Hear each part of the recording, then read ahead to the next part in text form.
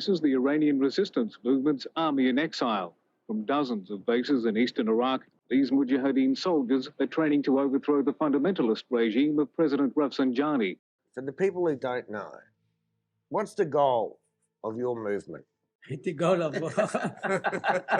Fellow compatriots, the death of Khamenei is the death of religious tyranny. On behalf of the Iranian people's resistance, I declare that the National Council of Resistance of Iran has declared a temporary government. It's obvious that the goal of our movement is to overthrow the regime. We can change the regime absolutely peacefully.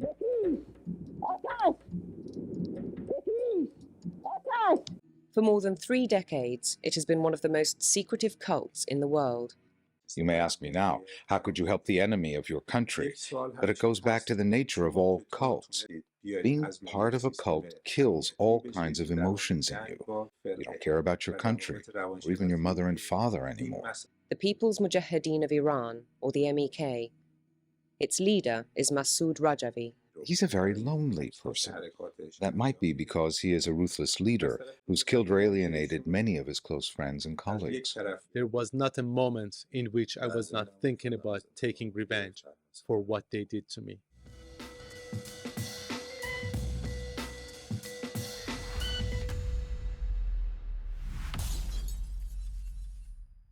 Today, I want to talk about MEK, a group, a cult, a potential government. I don't even know at this point. The reason why they're called the Rahjavi cult is because their leaders, Massoud and Maryam Rahjavi, are a married couple that people say are essentially running a cult. And the wife, Mariam, she actually, after the supreme leader of Iran was killed recently here at the end of February, in case you missed it, we're at war. The United States is at war, and Israel and Iran and apparently like several Gulf countries. After that, she came out and she made a speech. The death of Khamenei is the death of religious tyranny and the end of the Velayat-e-Faqih regime. Now is the time for the establishment of freedom and sovereignty of the people. On behalf of the Iranian people's resistance, I declare that the National Council of Resistance of Iran, which was announced on the basis of the 10-point plan to transfer sovereignty to the people of Iran, has declared a temporary government to hold free and fair elections for 6 months. The duty of the National Council is to draft the Constitution and to establish the new republic system. I emphasize that the National Council of Resistance of Iran and the interim government is not in pursuit of power, but in the process of transferring it to the People's Republic. They're not very liked in Iran, okay, or in a lot of places where they go. To be quite honest, they're in exile, and they're like in Albania now. They have the support of the US government. The son of the Shah, who the Shah was the leader that was overthrown in the revolution in Iran in 1979, he's also trying to sort of make a play to come back and take over. And so there's apparently this new rivalry of the exiles that is occurring, where one is the son of the former leader and the other one is accused of being a cult. Is this a cult? Is this a terrorist group? Are they freedom fighters? You know, they say one man's terrorist is another man's freedom fighter. So is the question determined by who's asking it? Perception is reality. So it's a little philosophy again for you on this here day of war. A retired United States general, and he was asked if this group MEK is a cult, and he said, quote, "Cult? Question mark. How about admirably focused group? Question mark." End quote. So yes, it's not a cult, it's an admirably focused group. They're just focused on the leader very admirably. And so I said, okay, I'm gonna talk about this. And oh my God, you guys, this is crazy. There are a lot of also conspiracy theories about who's backing who and what this is about and da-da-da-da. I'll get into it. I've got my tinfoil hat at the ready. So the whole thing started in the 60s, September 5th, 1965 to be exact, in Tehran University. There's a group of students, and they created this group called Mujahideen Khalq, which means the People's Holy Warriors, also known as MEK, also known as Mujahideen. Their early members were Muhammad Hanif Nejad, Ali Asghar Badizadegan, and Said Mohsen, and Massoud Rahjavi. Does that ring a bell, Rahjavi? Yeah, that's the guy that we're going to be talking about mostly. But those were some of the early leaders, and they basically had these Marxist leftist leanings at the time. They were very, very disillusioned with the Shah and the way that the Shah was ruling Iran, and they saw the Shah as a US puppet that was promoting Western imperialism, and they were against that. Those are like their core beliefs when they first started. They had some publications that they were distributing at the time that actually ended up getting banned. The leaders of MEK were arrested in 1971, and they were told, you need to publicly basically renounce your group and your beliefs, and you will be spared, or you'll be executed. All of the leaders of MEK refused and were executed, except for Massoud Rahjavi. The only one that was spared was Massoud. According to the group's official website, they say that it turns out that his brother had this political clout in Switzerland. So his brother used his connection to these politicians in Switzerland and in France to put pressure on the Shah in Iran to release his brother Massoud, and that's what happened. And so instead of being executed, he was sentenced to life in prison. During this time, there were also these attacks that were happening that were perpetrated by MEK against Americans in Iran. And 6 Americans died. 3 of them were civilians, and 3 of them were in the military. They had this very famous song that they would sing. It was the lyrics say, "Death to America by blood and bonfire on the lips of every Muslim is the cry of the Iranian people. May America be annihilated." It's very interesting, the pipeline, because you'll see this is a pattern with US foreign policy, is the sort of terrorist to ally to back to terrorist pipeline. There was this sort of split within the group also that happened in the 70s at this time. There was the Marxist group and then the Muslim group. So these attacks carried on throughout the 70s. And then in 1979, we have the revolution in Iran, where the Shah was overthrown. And that is what's known as the Islamic Revolution in 1979. MEK was a big part of the revolution. They did a lot of the fighting. They ended up taking over the imperial palace. And it was during the revolution when it finally happened and the Shah was toppled, Massoud Rahjavi was freed from prison. He says that 2 days after the revolution, quote, "I met Khomeini. He held out his hand for me to kiss, and I refused. Since then, we've been enemies." Not only did he not bow down to him, but he opposed him. So he started to gather the members of MEK now that he was released from prison. And there was all this talk about the Constitution and elections and having presidential elections. And he was going to run. Rahjavi was really pissed that they were trying to make these changes to the Constitution to actually strip away the freedoms. And so he decided that they were going to boycott this constitution thing that they were doing because he didn't see it as being legitimate, but he still wanted to run for president. Well, the supreme leader was pissed that he boycotted this whole constitution thing, trying to say it's illegitimate. So he's like, you can't run for president. You've been banned from running for president. So he ends up not running for president. A few months after that, they have these parliamentary elections, and they were able to participate in those. And in the parliamentary elections, like let's say their Congress or whatever, they end up getting like the second most votes, MEK. So now, even though he's not president, he's like a significant opposition to Khomeini. And this is where really their beef begins. And it's going to go on till like literally just now. This is also when the Iran-Iraq war starts. Meanwhile, there's this infighting happening with this new government in Iran. What ends up happening is insane. There's a president, the one that was elected, he gets ousted by Khomeini. And this upsets Massoud because he was kind of allied with that president.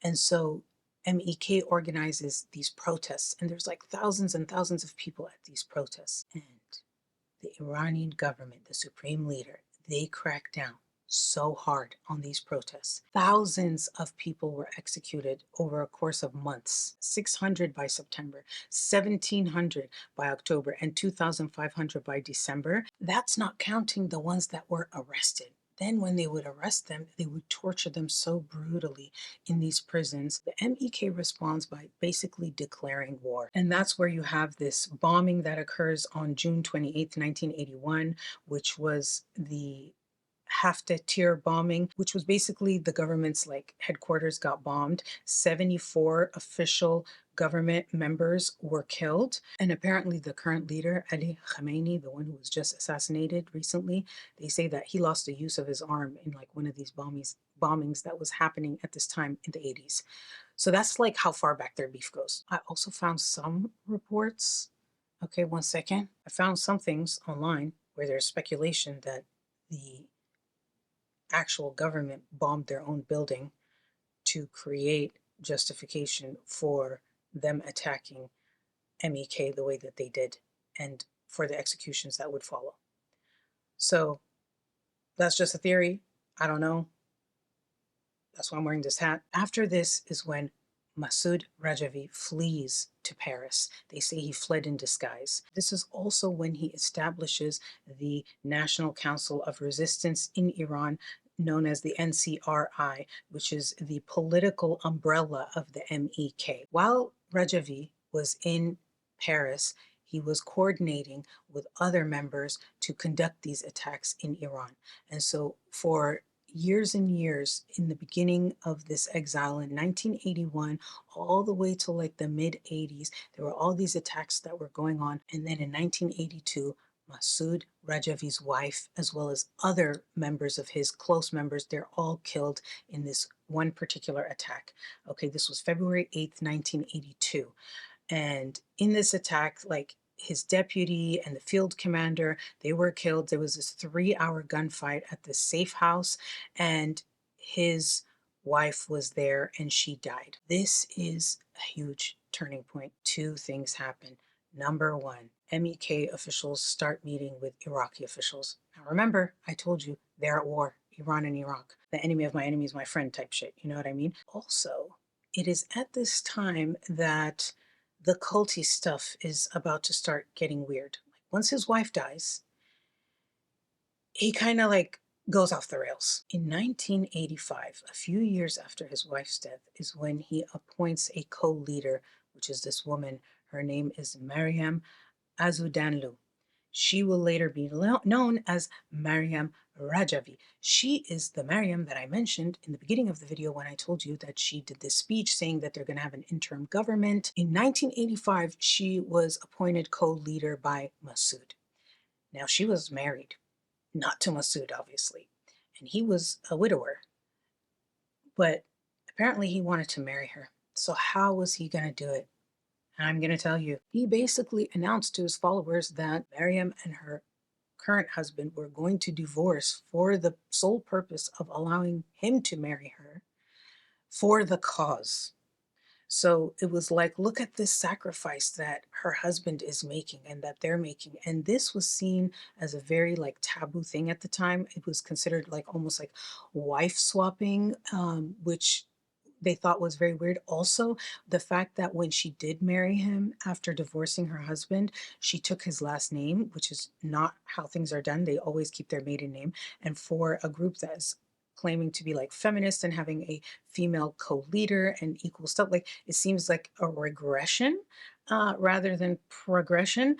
It was going to be the beginning of some real crazy shit. A year later, in 1986, they get kicked out of France. At the time, the French Prime Minister, Jacques Chirac, he struck a deal with Iran for the release of French hostages. And one of the things that Iran wanted in exchange was for France to kick out MEK. And so they did that. And where did they go? This is where it kind of sort of backfired on Iran, because instead of getting them away from them even more, they got closer to them because they ended up going to Iraq. Because remember, they were also talking with Saddam and all this stuff. So once they got kicked out of France, Saddam Hussein, who was still at war with Iran, was like, oh, you know what? I have a base for you that you can come stay at. It's called Camp Ashraf, come to my base and I will give you money and tanks and jeeps and guns and all kinds of stuff and protection. And in return, I would like you to basically help us defeat your country in this war, which a lot of people in Iran saw this as the treachery, because even if they didn't like their current government, the things that MEK is accused of doing, helping Iraq in the war, identifying targets and hurting civilians and stuff like that, they call them like baby killers in Iran, because they're like, yeah, maybe you were right not to like the current government that's oppressing us, but you didn't have to turn on the people too, who you're claiming to like fight with the government to help free.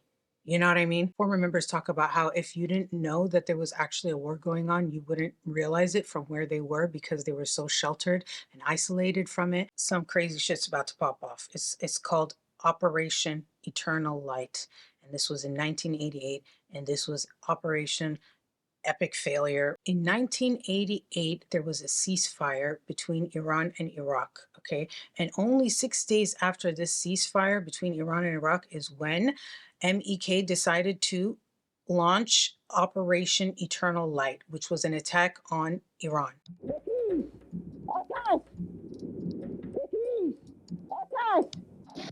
Basically what happened is that Rahjavi essentially sent his people on a unaliving mission, if you will, of themselves. A soldier from the Iranian side who defeated the MEK in this operation described what happened. He said, their military strategy was very stupid.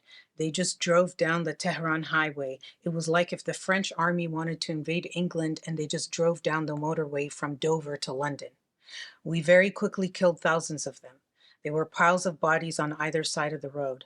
What was interesting to us was that many of them were women. The MEK were also trained to essentially take their own lives with these cyanide pills. We had to break the glass, scratch our tongues with it. I hope I can remember how to do it. Good, I still remember. I'm sorry, can I throw these out? Thousands died in the attack. Any survivors that were left were executed. They were publicly hung. But not only them, all the prisoners that were in prisons in Iran that were somehow affiliated with MEK were executed in response to this. So according to Amnesty International, they say that it was over 4,500 people, but there are other estimates that are even higher than that. And these numbers are just insane to think about. When they start getting big like that, it's like things get lost in the shuffle, but that is like 4,500 people. Each person knows people who are devastated by their loss, and then those people know people. You know what I mean? Like the scale is really insane. So after that didn't work out, they end up going back to Camp Ashraf. And at Camp Ashraf, shit got even worse. They get even cultier. They get even weirder. They're defeated, isolated, indoctrinated. What other aided are there? Okay, Massoud was paranoid and frankly delusional, because I think his ego was really bruised and he needed something to boost him up after that defeat. He decided to say, guess what? Guess what? I'm the Mahdi. The Mahdi is basically the 12th Imam. Mahdi will return alongside Jesus and bring peace and justice to the world. Massoud, of course, had a justification for why they lost. It wasn't that they were defeated. No. And they gave up, but not even out of like fear, because they were thinking of their spouses. Their love took away their will to fight. They had so much love in their heart for their spouses that they just couldn't fight. They were lovers, not fighters. What are you going to do? So that was what Massoud came up with as the excuse for why they lost. And then he's like, oh, by the way, also, I'm the Mahdi. A lot of them didn't really believe him. And so they were like, we got to go. Like, we lost bad. Now he's like saying he's the Mahdi, like time to jump ship or, jump base in the desert. Massoud had all his commanders basically threaten all the people who were there and tell them that if you were to escape or attempt it, that Saddam Hussein or his commanders or anyone who would capture them outside of Camp Ashraf would execute them. So they tried to make them afraid of the outside world. They're like, you barely survived, and he's the Mehdi now. Like, why do you want to leave now? And by the way, even if you still want to leave, they're going to kill you. So just stay, please. And they didn't say please, they forced them. Keep in mind that at Camp Ashraf, the followers, they didn't have access to the internet, to the television, to the news, anything. One member said, quote, "We were far away from the world. We had no information, no television, no radio. Instead, what they had was Mujahideen television, which consists of looped speeches by Mariam and Massoud Rahjavi that are played all day long. Sounds torturous." Then a year later, in 1989, Khomeini died, the supreme leader. Oh no. And who took his place? Ali Khamenei. Now keep in mind, there's Khomeini with an O, and then there's Khamenei. But they're both the supreme leader. There's only been two supreme leaders since the revolution. In 1989 is when the first one died, and the second one was Ali Khamenei. He's the one who just recently got assassinated in this current war. I think it was February 28th.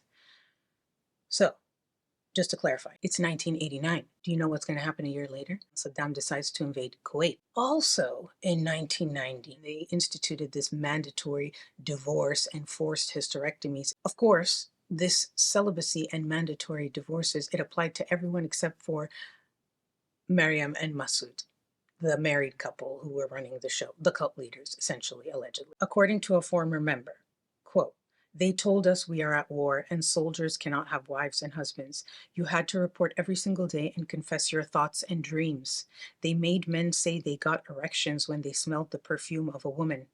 Men and women had to participate in weekly ideological cleansings in which they would publicly confess their sexual desires. It was not only a form of control, but also a means to delete all remnants of individual thoughts. If you had love for someone else, like a spouse or a child or anything like that, it was seen as like competition for the love you're supposed to have for the Rahjavis. It was so fucked up that they actually had the children separated from their parents. They had the children then sent to Europe to these MEK schools, and they were then raised by MEK Mujahideen members that were in Europe. And then when they're 18 and 19 years old, they're like brought back to Camp Ashraf to now be Mujahideen, like the fighters there. So it's like they take your kids away from you when they're young, indoctrinate them overseas, separate you from them. Then once they're indoctrinated and you've been separated, indoctrinated, they bring them back, and now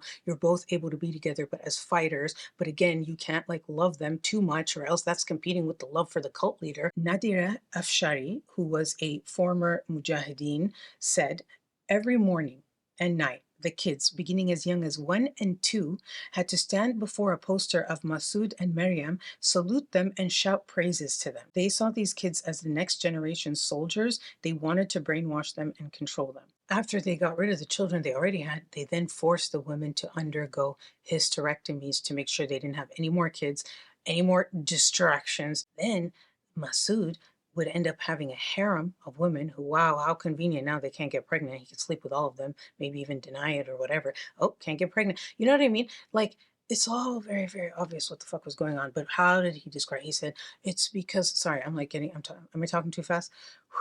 He was like, you need to have hysterectomy so that you can fully devote yourself, to the cause. By the way, his wife, Mariam, was accused by the female members of this harem of facilitating this shit, almost like on some pimp shit, called ideological bonding, right? But it was just them being made to like strip naked and dance for him, and then he sleeps with them, and apparently did some unspeakable acts, according to some of these members who are like saying the same thing that were done in these camps by these like Saddam and all these awful people, and like the military atrocities that occurred, that he was doing those same things. So I'm thinking, like, what is she referring to?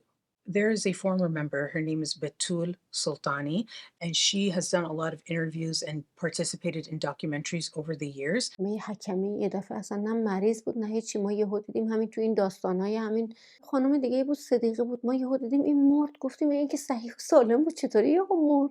مثلا زهرا فیاض مرد به همین سادگی، زهرا نوری مرد، که منظورم اینه که شهید دیگه، حالا بالاخره یعنی حتی سوء استفاده از جسد. And remember, they were told if you escape you're going to get killed. Saddam's forces are going to do this and that to you. But she also said that, like, I saw what they're doing here, and it's like, what could be worse? They're doing the same shit that they're doing outside. At least I can have a chance of freedom, versus I'm for sure imprisoned and for sure getting, abused in here. Like, at least outside, there's a chance I could get away. And so she escaped. She says that Massoud actually had hundreds of wives. Massoud thought the only Achilles heel for female fighters was the opposite sex. He would say that the only reason you women would leave me is a man, so I want all of your hearts. There was another member, her name is Zahra, and she was a bodyguard for Mariam, and she said that women actually were threatened and punished if they didn't divorce their husbands. She said that Mariam was involved in this sexual abuse. She used to read the vows to allow for a marriage to be consummated. Those who didn't accept to marry would be disappeared. I was told that if I didn't divorce my husband, I would end up in Ramadi prison and I would have to sleep with Iraqi generals every night. There were 2 other defectors who said that these forced hysterectomies were not even forced, in the sense that they didn't even know they were happening. I mean, yes, they're forced, but like, they weren't like strong armed into it. They were deceived into it and basically told that they had some sort of minor ailment that needed an operation, and they trusted whatever doctor was there, and they ended up getting a hysterectomy. And then afterwards, when they were devastated by it, they were like told, no, what you did was like peak quote. Yeah, they said it's the peak of loyalty to the leader. Like, basically, you did the highest, most honorable service that you could do. And so also, he needs you in his chamber. She claims that there were over 100 women that were sterilized in this way. She attempted an escape, and unfortunately, they found out, they captured her before she could escape, and they ended up torturing her basically. And she said this, she said, they said I was a lesbian, they spat on me, they beat me, they locked me up, I was put in jail in solitary confinement. After these forced divorces, to sort of commemorate that they were now devoted to their leader, they instead had these necklaces, these pendants that were engraved with Massoud's face on it, and they all wore that, the women that were part of his harem. Another thing that they would do is these public confessions, where you had to basically confess your innermost thoughts and sins and things, and basically in front of everyone, and get punished for it. And this shit was actually very, very insane, because they had to do these cleansings after these confessions, and the things that they were confessed to, it's like, this is not a confession, this is a normal thought. Like, what are we doing here? So for example, there were some where they were saying, oh, like, I had this sexual thought about this person when they walked by. There were those type of confessions, but there was also some crazy shit where it's like, no. So here's an example. This is someone who said, I would have to confess that I missed my daughter.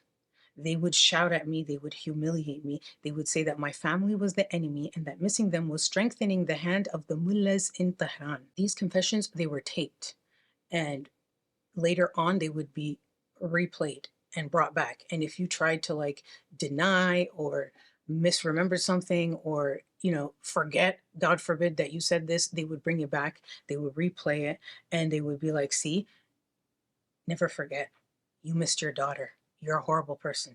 You don't love Iran. You love your daughter. Shame on you. Even friendship was forbidden. No 2 people were allowed to sit together and talk. Like, you needed a fucking chaperone. And if you were starting to talk about anything about your past life before you joined MEK, that was also forbidden.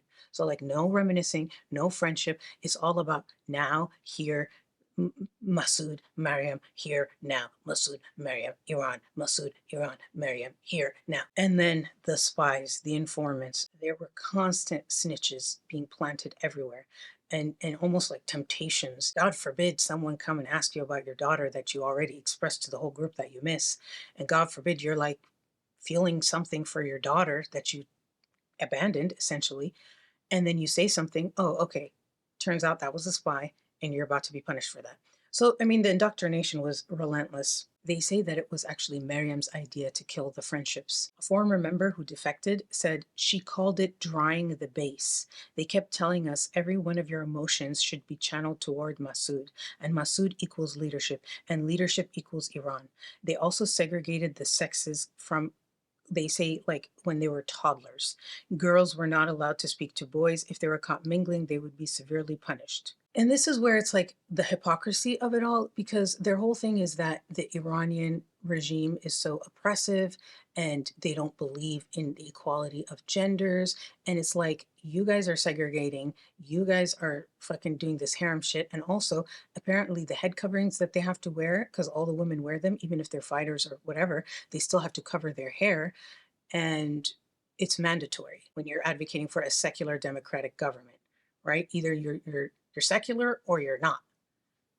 Forcing someone to cover their hair is not secular. So, hypocrisy. And this is where it's like, what are they? Are they an opposition group, a militant group? Are they freedom fighters? Are they a terrorist group? Are they a cult? You ask me, they're a terrorist cult. Freedom fighters. I feel like in the beginning, you could have made the argument that they were freedom fighters because there was oppression and there was that, and they were doing armed resistance. So to me, they started out as freedom fighters. They became a cult and terrorists at the same time. That was all going on in 1990. Now it's 1991, and the war with Saddam and Kuwait is over. Saddam has not been removed from power, though. And now all those groups that were told by the United States and all these other people to rise up against Saddam, they were left under Saddam, and Saddam was mad. He's like, wait a minute. You guys didn't want me. You thought that these people were going to get rid of me. Yeah, maybe I didn't take Kuwait, but I'm still here, and you're here, and I'm in charge. And so what am I going to do? I'm going to use the MEK as well as other forces to essentially kill groups like the Kurds, other groups as well, Sunni, Shia, pretty much any resistance, anyone who rose up, anyone who spoke up against Saddam or the Ba'athist Party or whatever, they got attacked. And the MEK was used. There's a quote that's attributed. There is a quote that's attributed to Mariam where she says, this is according to the New York Times, she told her fighters, take the Kurds under your tanks and save your bullets for the Iranian Revolutionary Guards. And there were so many articles that I found of Kurds who witnessed atrocities and things that were happening, and they say that it was the MEK that were perpetrating these atrocities at the direction of Saddam Hussein. So again, they are now basically this freaking mercenary militia group that are doing Saddam's dirty work for a base to also conduct attacks against Iran for the cause of creating a government and system of functioning that is not what they're doing. What is the word? Anathema, the antithesis of what they're doing. So again, what the fuck is going on here? This guy started out as a revolutionary against oppression, this college student wanting, more rights and stuff, and then ends up creating something that is like a straight up cult that's terrorizing people, and then even going to other countries and terrorizing other people from other countries for other leaderships. Like, how do we get here? What is this pipeline? I don't understand. It's that power corrupts. It's truly that power corrupts. And are there people that are incorruptible? Do they exist? If it's inevitable, then how do you stop it? You don't have any leadership. You have a more communal leadership, but I don't know. We need a multi-party system. By the mid to late 90s and all the way into the 2000s, the United States, as well as many other countries, designated MEK as a terrorist organization. They were on like all the lists and everything like that. But that would change. But before that, we need to talk about the MEK's relationship with Israel, because this is very, very crucial, and I think explains a lot, because it's so very much the enemy of my enemy is my friend, even though they're also enemies. Because when MEK started and all that, they criticized the Shah for having relations with Israel. They were very pro-Palestine and anti-Israel. And so it seems like, okay, they're enemies, right? But the intelligence, the Mossad, they ended up making connections with the MEK after several things happened. This was like around the 90s, because they realized like, hey, we do have a common enemy.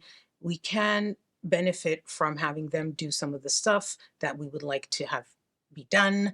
And so they began this relationship. Now, officially, MEK will deny this, but there are a lot of sources that say that they have a connection, that Israel funds them, gives them information, and we'll get into that a little bit more. Gulf Arab countries like Saudi Arabia are also supporting MEK because, again, the enemy of my enemy is my friend. This is a very, very common thing that you're going to see in this region in general, is that people who you think are mortal enemies tend to secretly work together to obliterate a common enemy, and then they, like, once that's out of the way, they like turn on each other.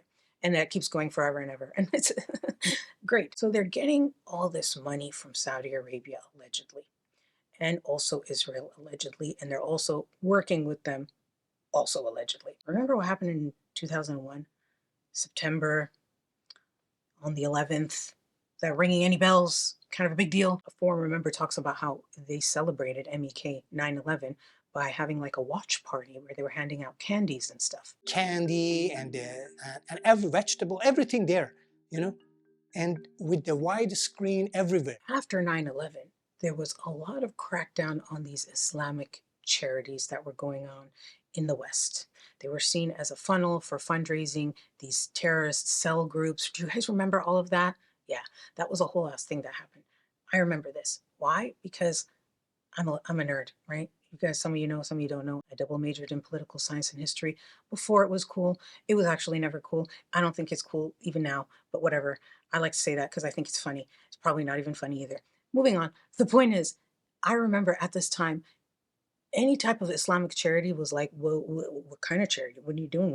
It was like very taboo because they found a lot of links and seen this as a funnel. And so the MEK is in this as well. When I talk about alleged funding and stuff like that, there were many cases, even in Europe and in the United States, where there was fraud that was discovered and investigations. There was even this FBI investigation that happened where they discovered that they were using a fraud scheme with children's charities, social charities.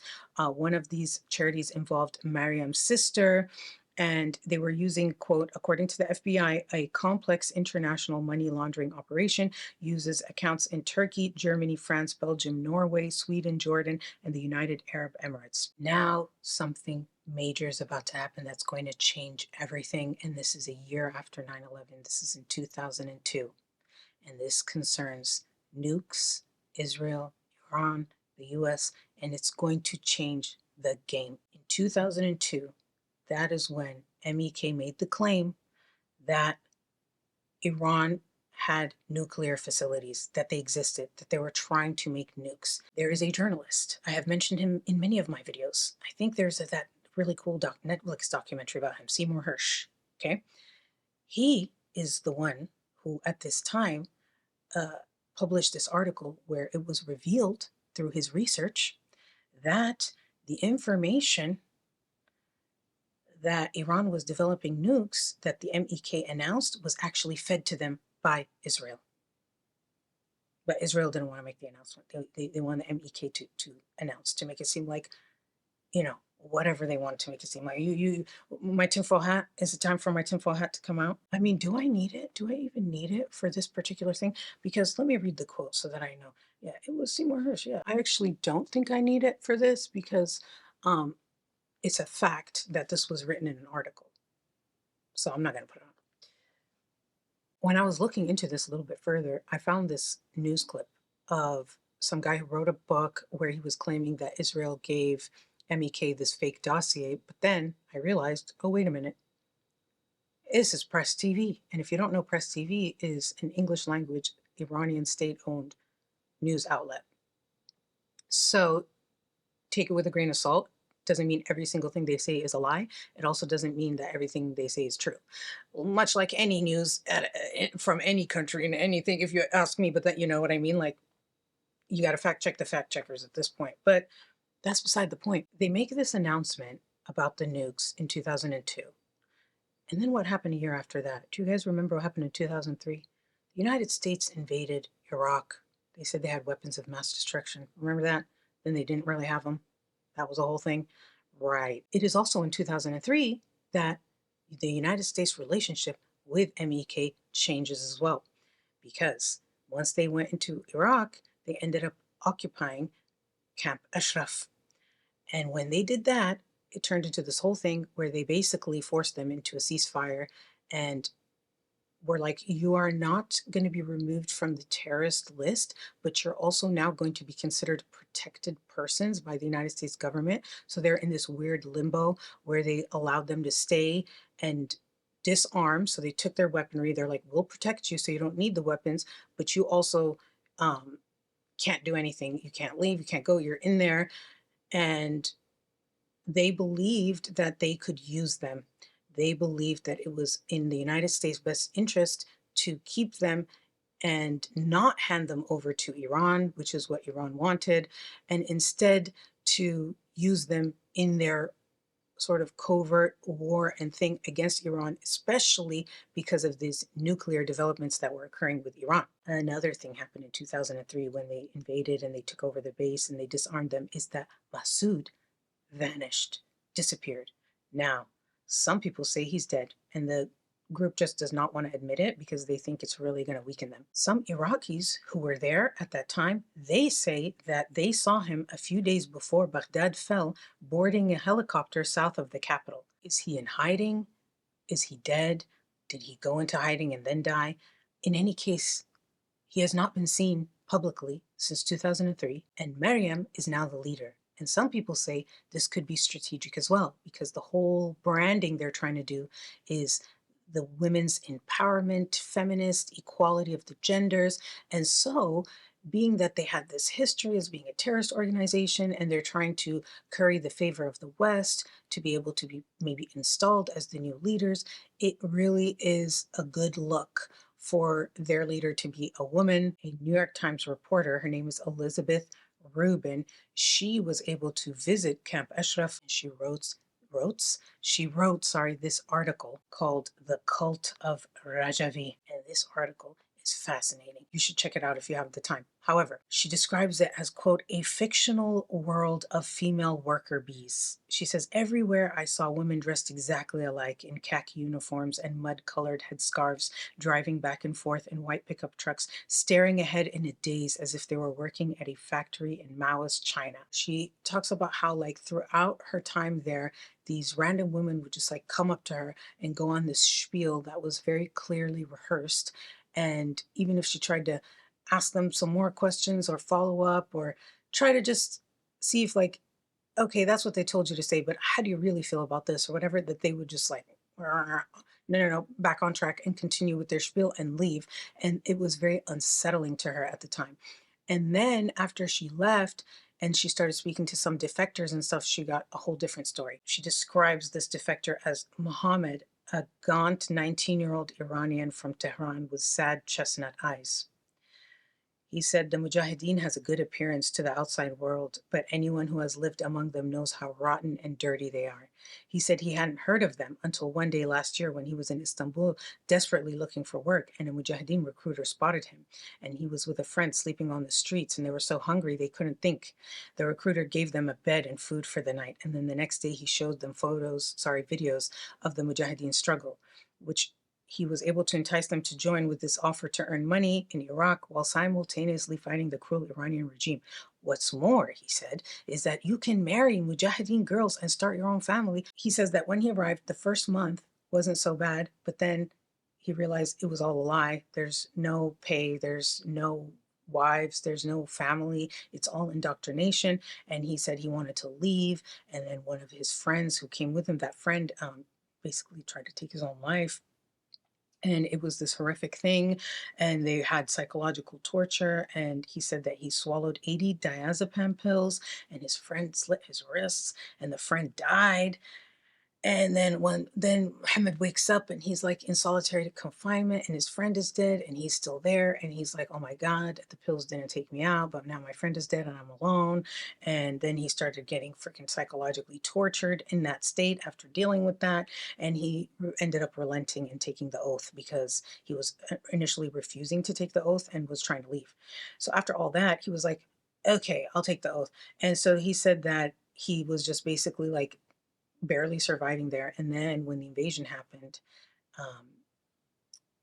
he escaped And they were trying to create fear by saying to them, like when the invasion first happened, like you don't leave, don't try to go outside because you could get captured by an American soldier or Iraqi soldier, or like there's so many threats out there.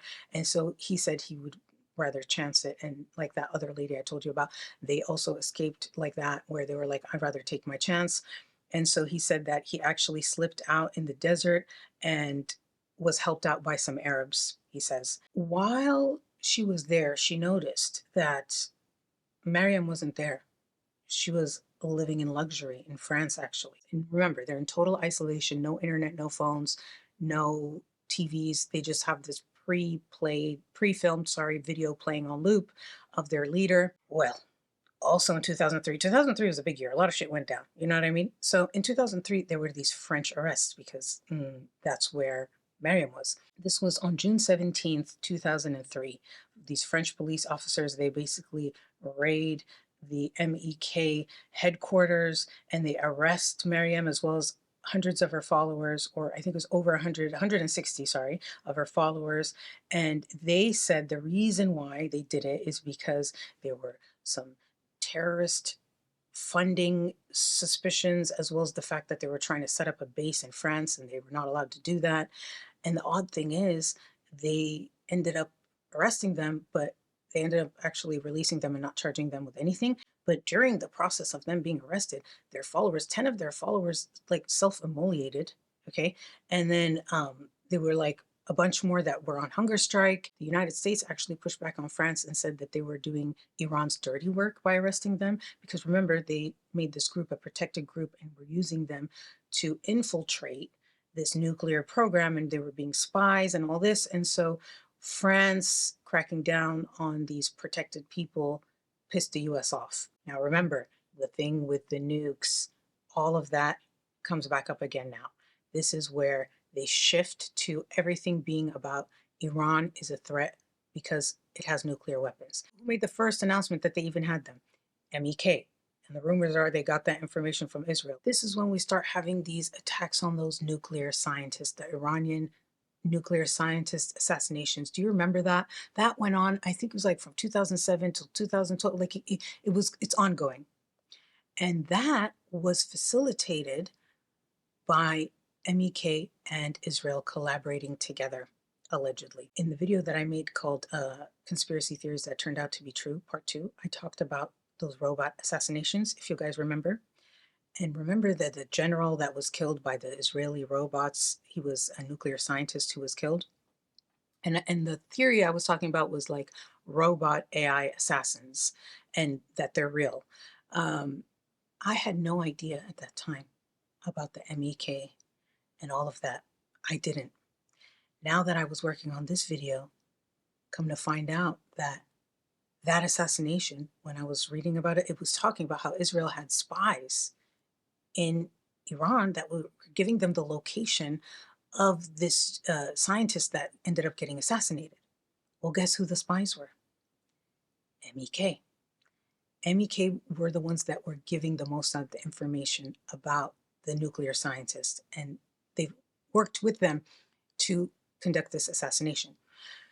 So it all is connecting now. In 2012, there was a report by NBC News that said that 2 unnamed US officials reported that the attacks were planned by Israel's Foreign Intelligence Agency and executed by MEK agents inside Iran. US officials said, under the condition of anonymity, that the MEK was being financed, trained, and armed by Israel's secret service to assassinate Iranian nuclear scientists. Remember the whole thing about them being officially designated as a terrorist organization, but they were protected people. In 2012, they wanted to be officially removed from this terrorist organization list. And so again, it was this whole thing with people going back and forth about it, and it ended with them being removed officially. And not just the United States, but several other European countries, the UK, Canada, they officially removed MEK from the terrorist organization list, which legitimized them. And then after that happened, they ended up relocating to Albania. They're being funded by Saudi Arabia and Israel. And they in turn are taking that money and they're using that to lobby in the United States. And it's both sides of the aisle.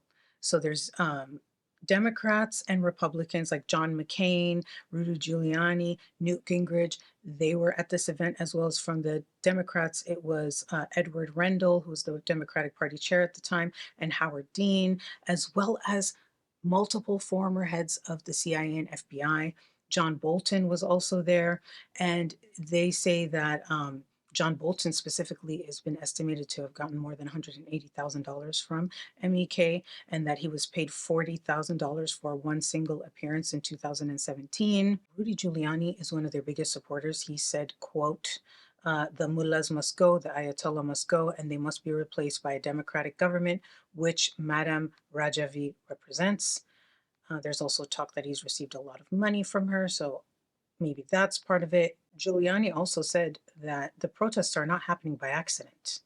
They're being coordinated by many of our people in Albania. And MEK, their headquarters is in Albania. They had several and they kept getting kicked out. Anyway, they ended up in Albania. Rudy Giuliani is saying that these protests were sort of instigated by this group and not maybe this very grassroots sort of thing that maybe people thought it was. Maybe it's a little bit of both. And the thing is this, okay, they're like, okay, so it's a cult.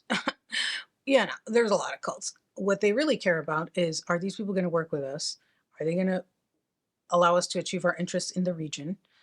And oh, wow, they're giving us a lot of money. I'm sure that has nothing to do with anything. So I found this article where the parents of a woman who joined MEK in Albania were speaking to media to try to get help to access her and have her come back and like basically rescue her. Okay. The article called it a rescue. And they were saying that they were being followed everywhere by these two Albanian intelligence agents, men in sunglasses who were trailing them, and how, like, even when there were issues that would happen where members would escape from their base in Albania and go to Albanian police, that, like, the police would bow down to MEK. Like, they had special protections there. So this is one of those, like, this is an intelligence matter. This is like above your pay grade type shit, like what happened with Epstein. Whenever it comes to politics and like political shit, it's like morality goes out the door. Like the morals, the values, the things that are the reason that supposedly countries are going for war, they go out the window. It's like, what is this all about? It ain't about what you're saying it's about, because right now here, in order to achieve whatever the fuck you're saying it is, you're doing the opposite of that. So what is this about really?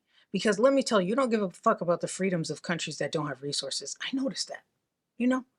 You don't see them rescuing the oppressed people of countries that don't have like oil and shit. Have you noticed that?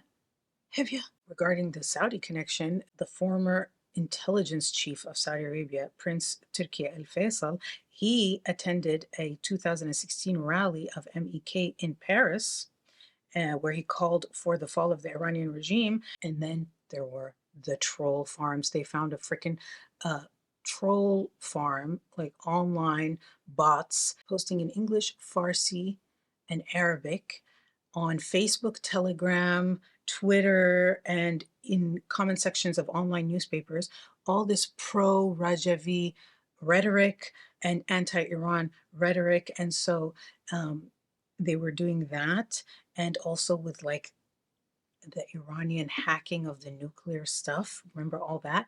That's also linked obviously to Israel as well. And so the techie stuff, that's like very Israeli intelligence, like they're hella techie with the hacking and shit.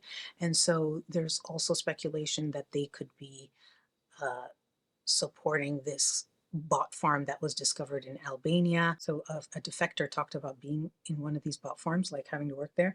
And he said, we worked from morning to night with fake accounts. We had orders daily that the commanders would read for us. It is your duty to promote this senator, this politician, or journalist writing against Iran. And we would say, thank you. The Iranian people support you. And Mariam Rahjavi is the rightful leader. But if there was a negative story on MEK, we would post, you are the mercenaries of the Iranian regime. You are not the voice of the Iranian people. You don't want freedom for Iran. So if I start getting comments like that, you know what I mean? We'll see. First of all, I'm not the mercenary of anybody, bitch. When I did my Epstein client list theory, remember that? I told you, I said I'm an equal opportunity hater. I hate everyone equally. If I was to run for president, that would be me. I hate everyone equally. Also, did you get it? Isn't that funny? Brings me back to the whole point I made this video is, are they going to be placed into power right now or not? Is this just they're using them and then, you know, they're going to be like, okay, thanks, bye. I can see that happening, being like, no, oh, everyone says you're a cult now, so yeah, forget about that, but thanks. Hope you like Albania, and just have the military take it over until they do the elections. That's also very possible. So yeah, there's a lot of people who say that the members that are currently there in Albania are living like hostages and being forced into this like freaking bot farm and doing whatever else, and that they're not militant as much as they are now like a propaganda machine. At their peak, they had like tens of thousands of members. They claim currently to have like 2,500 members, but people who have been there say it's more like, you know, in the hundreds of members. But again, who knows? Believe it or not, after telling you all of that, there's still more that I could tell you and show you and, you know, talk about. But that's going to be for my extended and uncut version that's going to be on Patreon. Remember, I have a 7-day free trial. If you're interested, check it out. I have a catalog that I'm very proud of, and I think that if you see that, you might want to stay for more of what I make. In my opinion, I think the content is just as good, if not better, than what I make here because I have more liberty in various ways to express myself and show you things. But if not, I've definitely told you enough here to where if you've had your fill, I understand that too, because it's a lot that I just told you. Anyway, I really hope this is over quick, soon, and in a hurry. This war is escalating every time oh yeah, I said I wanted to check for the latest before I got off here. Oh God, I'm nervous. Last thing I saw that they said they're naming a supreme leader. Yeah, 4 minutes ago, it's close to naming it. Oh wow, Lebanon says 400 killed in Israeli strikes as US urges Iranians to stay at home. This is 6 minutes ago from the BBC. Wow. It's like a new country every day. Oh my God. Anyway, I really hope this is over soon and innocent people don't die. They're going to die. They've died. But hopefully it ends soon. Okay. Anyway, thank you guys so much for watching, and I'll see you guys in the next one. War is hell.